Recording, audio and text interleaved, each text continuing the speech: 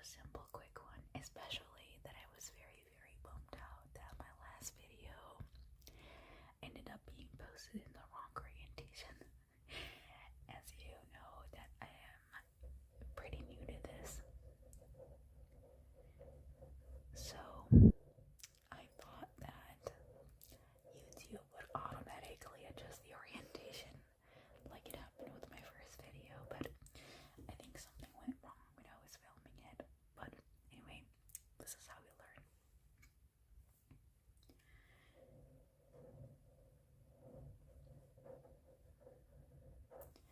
Today, I want to do gentle tapping and scratching on books.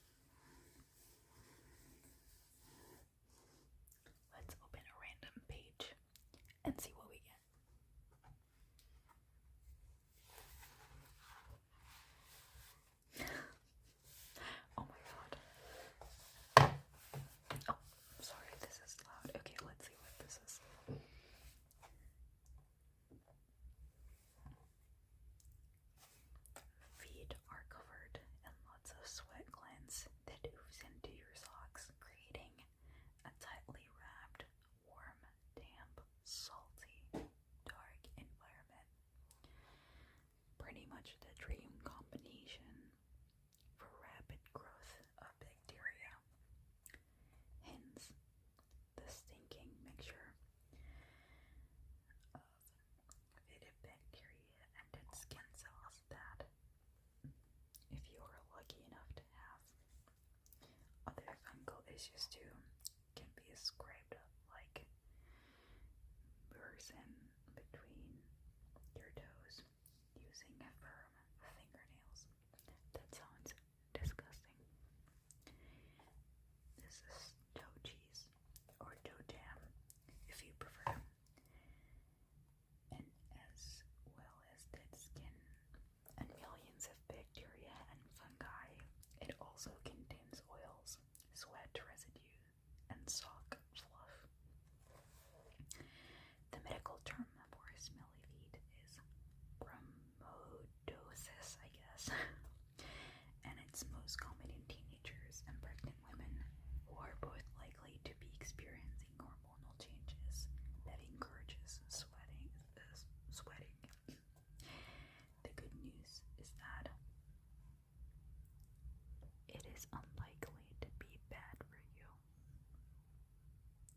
Although if you have broken skin, it can upgrade to a bacterial infection. Most microbes that live on the skin are not harmful to us. Indeed, many are beneficial. But the smell comes from organic acids as well as the notoriously putrid sulfur-based thiols that the microbes produce as byproduct. There are many different flavors of flavor volatiles at play here, but the cheesy smell often comes from I'm struggling here. Isovaleric acid found in Swiss cheese EU, as well as certain bacteria that feed and vine cheese share. Oh my god. Now I don't want to eat Swiss cheese anymore. Different bacteria prefer different parts of the body, and the ones that like your toes are mostly Corynebacteria. Oh my god. I don't know how to pronounce this. Micrococania and Staphylococcus or Staphylococci. I feel so embarrassed. I should be able to pronounce that. Which all enjoy your slightly acidic food or foot sweat. These are joined by a variety of yeasts and dermatophyte fungi. There are around 60 species of fungi in your toenails, 40 between your toes, and whopping 80 on your heels. That is very comforting to know. Okay, let's find another. Oh, wow. Okay. Let's find something more disgusting. Eyelashes. Or maybe pubic hair. Okay. We're not sure why humans are so hairless. But to make matters more complicated, we have this mysterious bush of pubes sprouting around our genitals. Most primates have finer hair around their genitals than on the rest of their body. So why we have this thatch of strange wiry hairs around ours is one of the many unanswered questions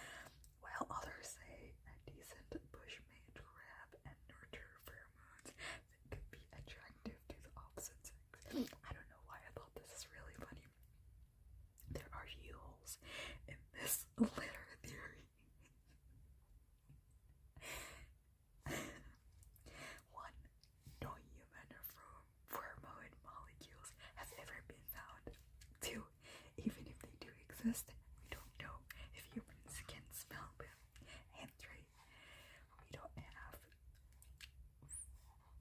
vomeronasal organ, the secondary nose that dogs, cats, and many other mammals seem to use to detect hormones.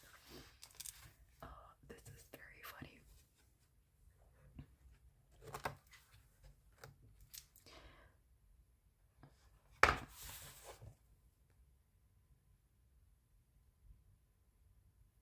I hope this video is being recorded because I had a jump scare for a second that it wasn't. I really hope it does because I'm not re-recording this. Hairology. A study published in 2018 looked at how oral follicles produce either curly or straight hair, but failed to come to a conclusion. Actually, I know that curly hair is formed by bisulfite bond, and when you heat curl your hair, you're basically breaking the bisulfite bond. And this is why once you get moisture, the double bond actually is formed again, and this is why the hair curls again if it touches water. Anyway, so I won't waste your time writing your thought. You're through it. The researcher identified that circular hair shafts produce straightener hair and oval shafts produce curlier hair, but couldn't work out why. Contrary to popular opinion, cutting, waxing, and shaving your hair has no effect whatsoever on what happens at the root. Okay, I hate when people say that because they always say like, oh, if you shaved your hair, when your hair gonna regrow, it's gonna regrow the same, and it's just a myth. Let me tell you that it is not just a myth. And if you shaved your hair, it's gonna grow out thicker, and I have evidence to prove this. Hypertrichosis cause excessive body hair to grow in strange places, while hirsutism cause women to have thicker dermal hair in places where it usually grows on men, such as chest or face.